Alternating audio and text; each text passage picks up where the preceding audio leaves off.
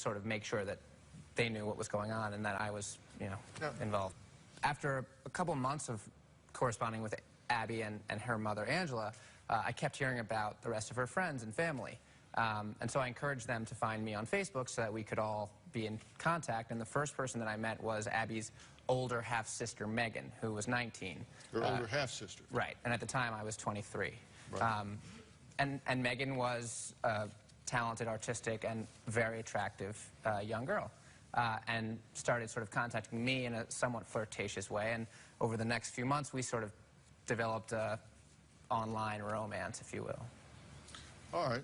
Great. So what happened when Nev first spoke to Megan on the phone, and find out if he was able to track her down? We'll be right back.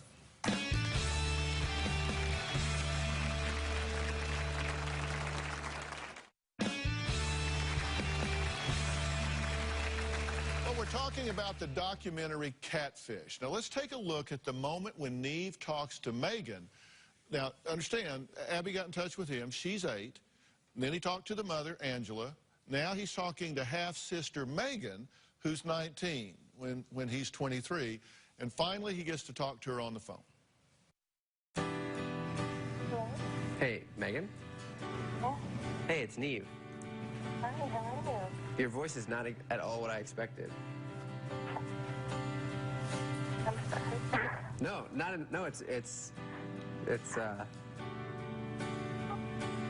really, it's a terrific voice. I don't know. I guess you never really think of a voice when you only know somebody in a certain way. I happen to think my voice is sort of irritating. Oh, thank you.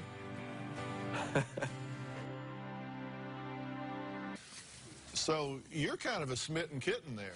You were motivated enough that you tracked her down. That's right. So eventually, yeah. Because obviously a very attractive girl, because you've seen her picture, you've talked to her, you've exchanged, so you like her. So what happens when you track her down?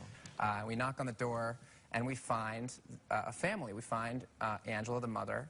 But of course, she doesn't look anything like the Facebook profile of Angela. And then we meet Vince, who's Angela's husband, and he doesn't look like Vince. And funny enough, shortly after that, we met Abby. And in fact, Abby was this beautiful, very sweet 9-year-old at the time girl. But she had no idea who I was. So I had not been corresponding with her for 9 months. Angela, the mother, had created a profile as her daughter, as an 8-year-old. Got great feedback, including some from me. And when she met me and saw my enthusiasm and I guess became attracted to me, she then decided she wanted to start a romantic relationship. So she created Megan's profile. And then in an effort to make that profile seem more realistic, she created 15 other people. And took photos from other people's MySpace profiles.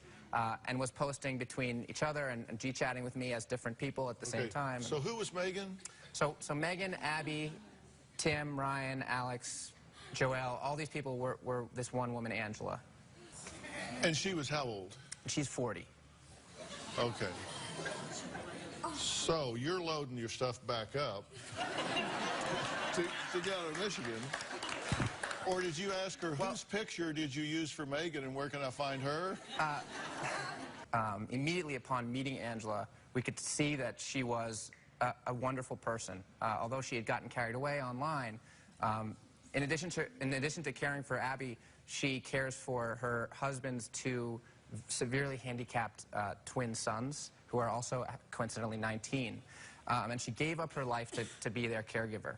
Well, and it became very clear that the story was no longer about my broken heart, but about this woman's life, and why she did what she did, and why the internet allowed her to escape and express herself.